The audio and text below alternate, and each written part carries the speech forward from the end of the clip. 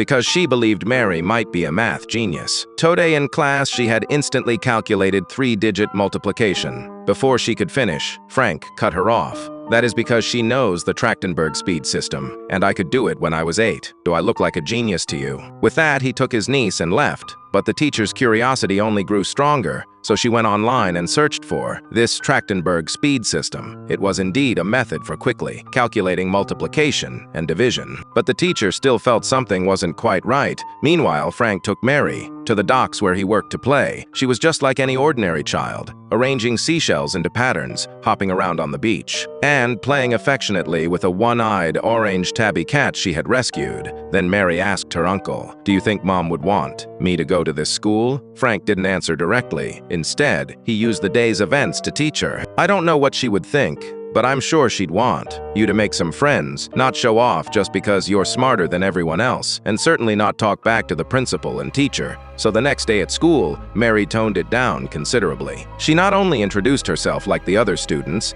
but also told everyone about the one-eyed orange tabby she had rescued from a dumpster. The teacher was pleased to see this. But during the math test that followed, she deliberately gave Mary a high school functions exam. Once again, Mary finished it in no time. Now the teacher was even more certain she was a math genius. So after school, the teacher went online again and searched Mary's last name. Soon, a mathematics journal appeared. It turned out Mary's mother was a famous mathematical genius. The entire page was filled with awards she had won. But just as she was on the verge of cracking a world-class problem, she suddenly took her own life. And the uncle who raised Mary was no ordinary man either. He had been a philosophy professor at a Manhattan university, but now scraped by repairing boats at the docks. Thou, life was hard. And Mary didn't even have her own room. Under her uncle's care, she still grew up healthy and happy. But talent like hers simply cannot be hidden. At just 7 years old, she had already taught herself university-level advanced mathematics. One day, a boy carefully carried his handmade project onto the bus, but an older student deliberately stuck out his leg. The boy's carefully crafted zoo model instantly snapped in two,